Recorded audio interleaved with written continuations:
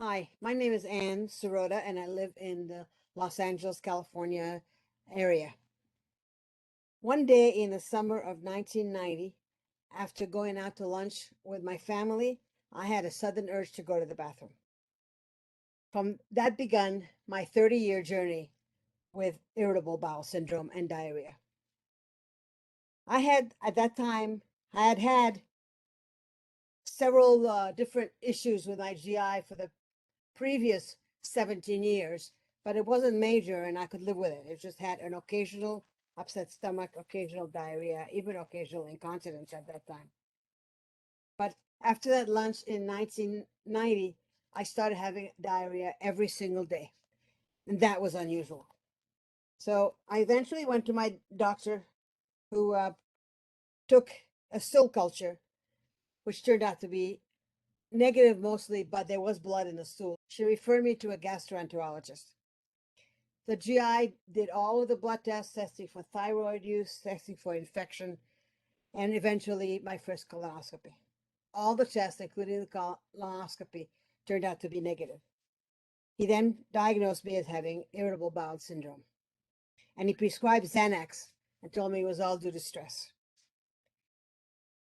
He also restricted my diet, so for about a year and a half, all I had was grilled meat, grilled chicken, rice, potatoes, bread, and an occasional coffee or Coca-Cola. I lost 20 pounds. I was eating no vegetables, no salads, no other starches, nothing that might aggravate my GI. I was starting to becoming addicted to Xanax, so I talked to my doctor about getting off of it or getting a substitute med. He would not hear of it. He basically dismissed my concern, at which point then I started to see a different doctor who helped me to get off the Xanax. But the diarrhea continued, the upset stomach continues. I had some days when I was in a lot of pain, and a couple of times I had to turn down invitations of going anywhere because I was either in pain or I was dreading having another uh, diarrhea episode.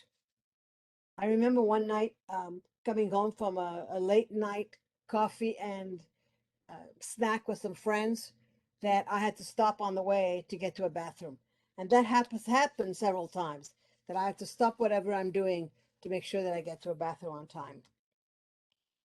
I started to seeing new doctors since I wasn't happy with the one I was seeing, and he he helped me to wean myself off the Xanax, and I started taking Imodium. Again, this was the beginning of a 30-year use of Imodium every single day of my life. At the time, the Imodium was a prescription drug, so I had to get it renewed every month or so to be able to have to be able to take two a day. The new doctor also put me on Bentyl. At that time, the generic for Bentyl was probanthine. Now it's dicyclamine, but it was a different name then, but it was Bentyl. And for a long time, I was taking two Imodium and one Bentyl every day to control the diarrhea. Finally, about a year and a half into this, I started to go try alternative medicine. I saw an acupuncture, chiropractic, psychologist, homeopathic doctor. I tried everything and nothing was working. The acupuncturist referred me to an herbalist or Chinese herbalist, and I started using cooking and drinking the hot teas made out of these raw herbs. It was pretty disgusting, but it actually worked better than anything else I had tried at that time. Um, so I kept using the herbs for a while. Unfortunately, my insurance with my work changed, and they were no longer covering alternative medicine practitioners, so I had to stop going to the herbalist. Um, in during that time, I was taking, um, besides the Imodium, I was also taking psyllium, or I tried psyllium, Citrusel, Donatal, continued restricting my diet. Once I had been on the Chinese herb, I was able to eat some vegetables and salad, but even so, I was limiting the amount.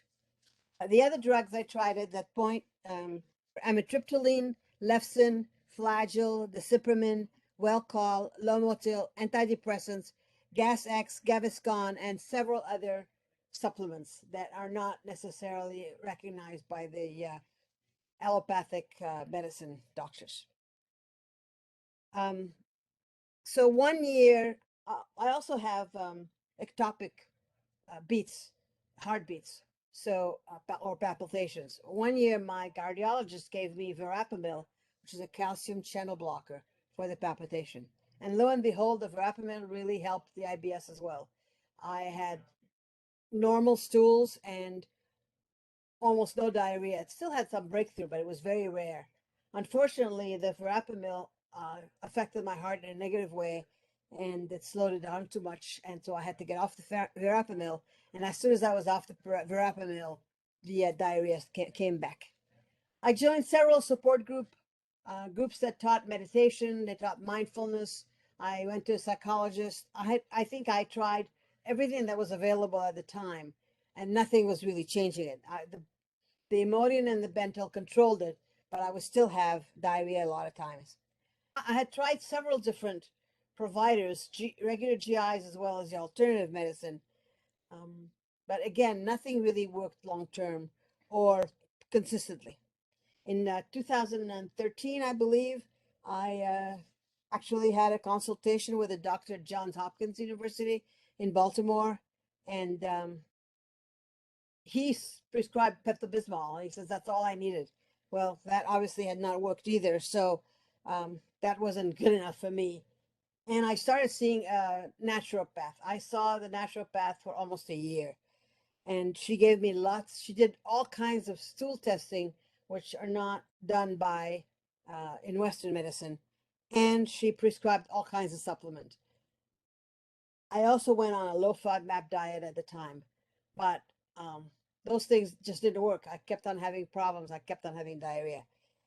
Finally, I heard about the Cedars-Sinai motility clinic and the work Dr. Pimentel was doing.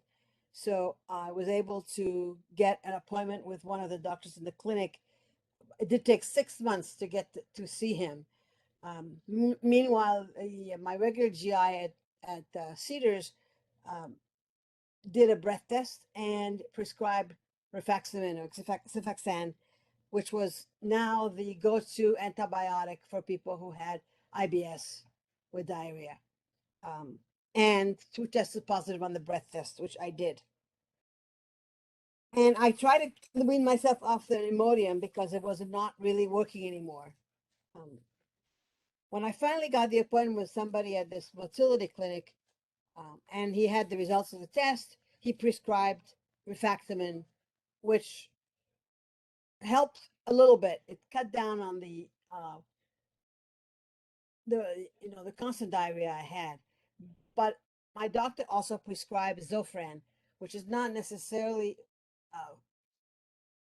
meant for IBS per se, but it's anti-nausea medicine, and it does, and one of the side effects is constipation. So the Zofran worked for a while, and I was free of diarrhea for like a year and a half or so.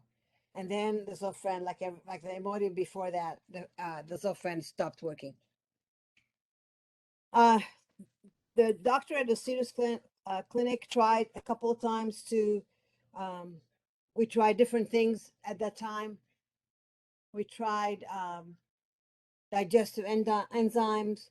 We tried antihistamines. We tried, I forget all of the, specifically what we did. We tried antidepressants. I was on, at one point, I tried out 4 different antidepressants over the years. We tried antifungal medication. Nothing really worked. After the Zofran stopped working, I started again taking Imodium every single day and an occasional Bentyl.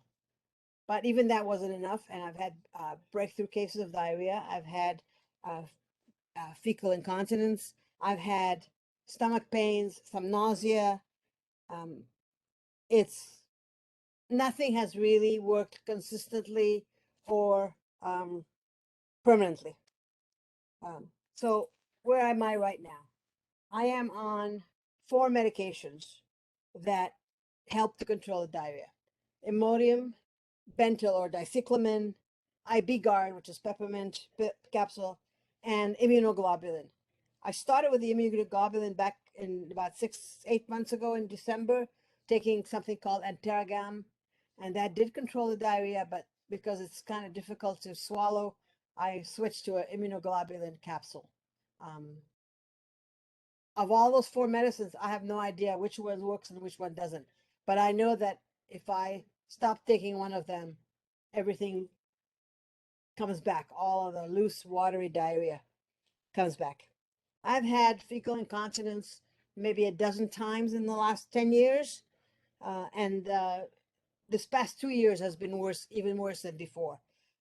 I was in an event where I was responsible to take care of an issue. And unfortunately, I wound up having to run to the bathroom and stay there for a while because I couldn't come out. The anxiety of having an accident is overwhelming at times. I've had panic attacks. I break out in a cold sweat or a hot sweat. I get chills. I feel unable to really live a normal life. It has taken over my mind and my life. I have to always watch what I eat, and now I'm back on the low FODMAP diet much more strictly than I was before. I'm really following it, so that also has helped. But I can't. I'm very limited in what I eat, and there's many different things I cannot eat at all. I certainly cannot have any dairy products. I cannot have garlic and onions. I cannot have a lot of different vegetables. I'm limited.